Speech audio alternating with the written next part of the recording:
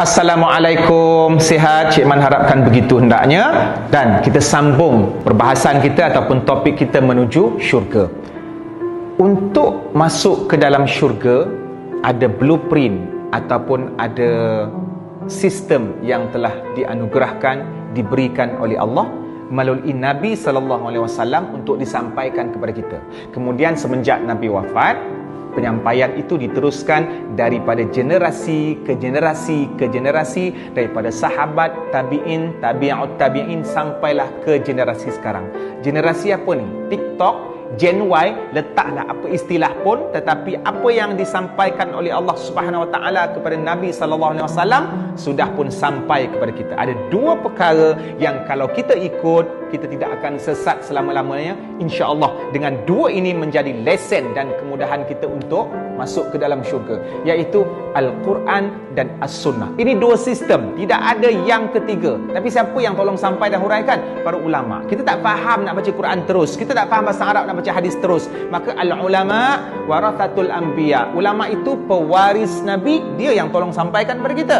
Maka sebab itulah kita mesti mendampingi orang-orang yang baik, orang-orang yang soleh, orang-orang yang alim, yang akan menerangkan tentang Quran dan tentang hadis. Dalam Quran, sebagaimana yang kita pernah baca ayat yang sebelum ini tentang Syahrul Ramadan alladzi unzila fihil Quran, bulan Ramadan, bulan yang diturunkan Quran, maka dalam Quran itu merupakan satu pembeza antara yang betul dengan yang salah. Dalam Quran menceritakan tentang hukum hakam, mana yang boleh, mana yang tak boleh. Ini makanan yang boleh, ini makanan yang tak boleh. Ini minuman yang boleh, ini minuman yang tak boleh. Ini cara perniagaan yang boleh, ini cara perniagaan yang tak boleh. Maka Quran memberikan kita satu perbezaan antara perkara yang negatif dengan yang positif. Sebab dalam kehidupan kita ini biasanya kita berhadapan dengan dua pilihan, sama ada pendek ataupun panjang, kurus ataupun tak kurus, syurga ataupun neraka, dosa ataupun pahala. Maka itu perkara yang perlu kita pilih secara tepat, supaya apa yang kita pilih di dunia ini akan memberikan kesan pilihan kita di akhirat nanti.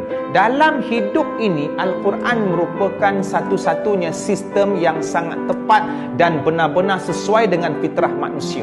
Kemudian hadis Nabi, bagaimana Rasulullah SAW menunjukkan akhlak yang terbaik supaya kita ikut. Kita sudah selesai mungkin melaksanakan hubungan kita dengan Allah, hablum minallah, kita semayang, kita berzikir, duduk atas sejadah, tahajud. Tetapi di sana ada satu lagi hubungan yang perlu kita selesaikan, iaitu telitikan, iaitu hubungan dengan manusia, sesama makhluk, hablum minan nas. Sebab kadang-kadang ada jenis orang yang semayang, tapi bila berinteraksi dengan orang, mulut dia menyebabkan orang sakit hati. Berinteraksi dengan tetamu, tetamunya kecewa dengan cara dia. Maka sebab itulah Nabi dengan akhlaknya menunjukkan bagaimana kita mesti berinteraksi sesama manusia sebagaimana kita berinteraksi dengan Allah. Sebab Allah selain daripada menyuruh kita sembahyang, Allah juga menyuruh kita supaya berakhlak dan berbuat baik sesama manusia, sama ada non-Muslim ataupun Muslim. Dalam satu hadis, Nabi terangkan tentang kewajipan kita terhadap tetamu.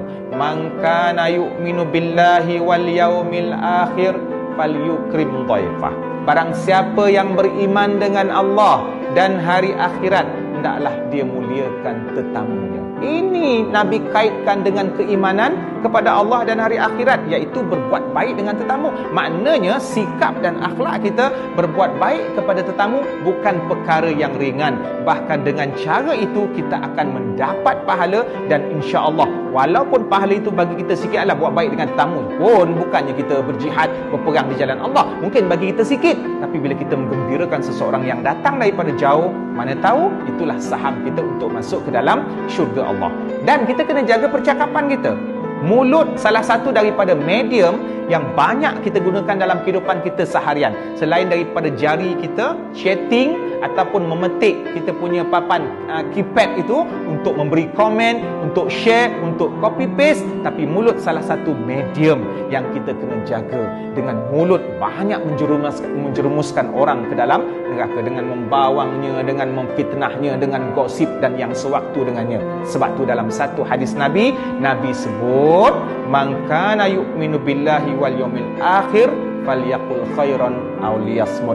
Barang siapa yang beriman dengan Allah dan hari akhirat, falyaqul khairan, hendaklah dia berkata yang baik ataupun aulia smooth. Kalau tak ada modal dan perkataan yang baik yang kita nak cakap, maka lebih baik diam sahaja. InsyaAllah dengan akhlak yang ditunjukkan oleh Nabi SAW yang kita amalkan, di samping kita menjaga hubungan kita dengan Allah, itu merupakan hubungan asas, maka diharapkan semoga dengan ini semua kita dapat memperolehi nikmat yang paling besar di akhirat, iaitu memasuki syurga Allah. Sekian perbahasan kita tentang topik menuju jannah dari Cik Man. Kalau ada salah silap, mohon maaf.